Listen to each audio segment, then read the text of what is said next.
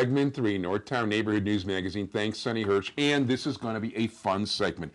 As promised, during the ZevCon segment, it is our pleasure to have the chairman of the executive committee of the State Senate of Illinois, Ira Silverstein, our state senator. Ira, how are you? Nice to be back again. First of all, a pleasure. And the first thing we're going to do, because I've been wanting to do this for a long time, I have a, you know what, you guys know I put out Jewish Chicago, a free paper before elections. This is actually 2 years old, but I keep forgetting to play it. I want this to get played before I get a power failure and lose this message forever. Go ahead. So, here goes, okay? Mailbox 1. You have 10 old messages. We're just going to listen to one. Yes, I read your newspaper, and I think you must be nuts, to support a creep like Harry Osterman and that other Dorothy Brown and Michelle Bromberg and what's this other guy's name I don't like? Ira Silverstein. I think all these people are far left-wing idiots, and that we'd be better off if we'd never nominated, let alone elected, such a bunch of crap, and especially that Barack Obama, that left-wing liberal.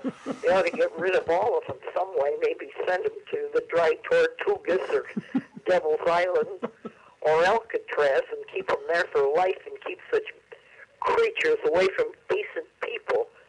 Boy, especially that damnable Osterman. Boy, I'm telling you, somebody ought to smash his face right in with a club. I hate these people, these Democrats, I call them, and everything they stand for. They stand for everything that's wrong and evil and filthy in America. Well, on that bright and cheery note. Well, thank God for the First Amendment. So you're in business. I voted for you every time you ran. Actually, I voted for you times you didn't even run. Don't tell anyone. Don't tell anyone. Don't tell anyone. No, it was legally. It was just, well, whatever. Okay. You're right. But you know what? We have only so much time. There was a big session in Springfield. We're privileged to have you. Now, there were lots of problems. We've got property tax problems, ComEd problems coming up. You introduced bills. I mean, you've done a good job for the taxpayers, in my opinion. I wish your bills would have passed. Yeah, we just got with the veto session a couple of weeks ago, and we don't go back until January 7th and 8th. I was very disappointed in this veto session for a couple of reasons. One, we did pass a minimum wage, which is great and important, but we failed to act on two pieces of important legislation that affect the consumers. One is the property tax cap, which has passed the Senate and is sitting in the House. Now, there has been negotiations, and I think I would say I'm cautiously optimistic. This is your bill. Yeah, I'm a sponsor of the bill that it will pass, but obviously the bills don't go out for another couple months, and we still can negotiate some type of resolve. The more pressing problem is what's going to happen January 1st when our ComEd bills, and upstate in Chicago is going to go up 22%, and downstate it's going to go down to 50% because of a regulatory decision made by the Illinois Commerce Commission. And there was a lot of talk in Springfield of how we're going to stop that. The House passed a bill extending this cap, this freeze, so there wouldn't be an increase for 3 years. Unfortunately, didn't pass. I introduced a bill to extend it for 6 months. Unfortunately, that didn't go through. I think it's a very important issue because we're now in the middle of the holiday seasons. People are buying their presents and are happy. But come January 1st and even July 1st, when you get your electrical bill, and that goes up 22% up here in Chicago and downstate, there's going to be a lot of disappointed and angry people. And unfortunately, come January 1st, that's what's going to happen, even though a lot of myself and other of my colleagues have tried to block it. And it's extremely unfortunate. People's incomes have not gone up that much. No, 22% is a major hike. And the fact is that this company made over $1 billion last year, even with the rates that were frozen for 10 years. Well, yeah, the argument they gave us, they're going to go bankrupt, I don't think they're going to go bankrupt. By the way, aren't they buying the gas from isn't it one division of the company? I'm talking about ComEd, not Ameren. ComEd, yeah. Isn't it one division of the company selling the power to the other division of the company? It's a conglomerate of Exxon. I mean, that's left pocket, right pocket. Well, I am stressing, and if anyone hears this, to call up their state senator. If you don't know who your state senator is, I'm calling mine. No, I'm serious. It's very important. I mean, there's a lot of people in my district who can afford prescription drugs, let alone a huge increase in their in their ComEd bill, which affects everybody. I don't care if You're talking a few $100s. Yeah, and if you're a business owner, it's going to go skyrocketing. And especially, like I said, we have a hot summer, and people start running the air conditioner, and it's going to be tough. If you don't know who your state representative senator is, you can call my office at 773-743-5015. I'll tell you who they are, who or she is. Call them up. Let them know. It's really important that the public get more proactively involved. CUB has done a great job of getting the issue out. Unfortunately, Citizens Utility Board. The Citizen Utility Board. Unfortunately, the issue is going to die down because right now nothing is going to happen until we go back. Maybe we go back January 7th, and we're only there for a short time. I'm hoping there is a groundswell of support. I'm trying to move this and getting the publicity out, but we need the public health. People have to go out and call their reps and senators and say, look, we need this stopped, or else. And I think that's what has to be done. And I know it's probably, maybe going over the board a little or over the top, but it's. I don't think so. I think, first of all, I think you're putting proper perspective on this because people need to understand. First of all, in terms of real estate tax, the kind of increase we're talking about. Well, first of all, let's say ComEd. If I get a bill for air conditioning way over $200 in the summer, they're $250 sometimes.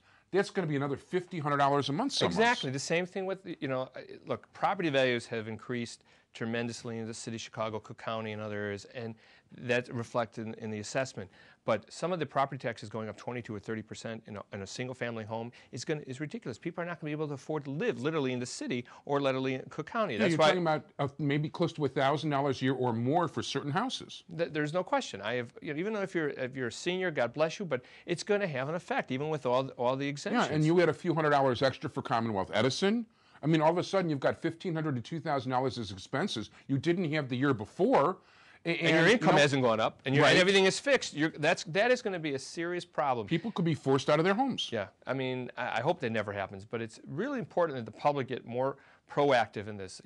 I have people calling my office every day, and unfortunately, I have no good answer. I mean, my ma asked me when I was in Springfield, what am I going to do to stop the utility increase? And I told her, I don't have a good answer for you. I'm trying my darndest over here. And it's very unfortunate that this is happening. And it's affecting not only seniors, it's affecting young people. It's going to have a serious effect. So I'm hoping that the public out there, whoever hears this, and I'm sure you got a huge audience base, will call my office. It shocks me sometimes. Well, it's whatever. I mean, you're getting calls like this.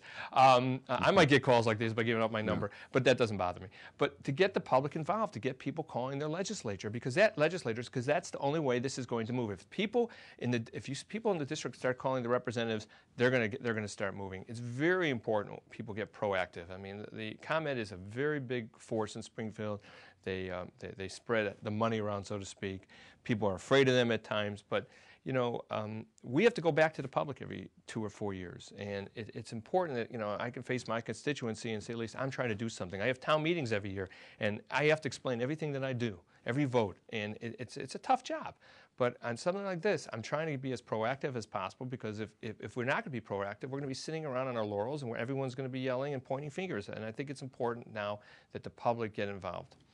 And it's very important. And the fact is, the same money that you think you're broke now. I mean, wait till the summer. It's going to have a dramatic effect. It's going to haunt a lot of legislators if they don't wake up. Got about a minute left. What would you like to talk about?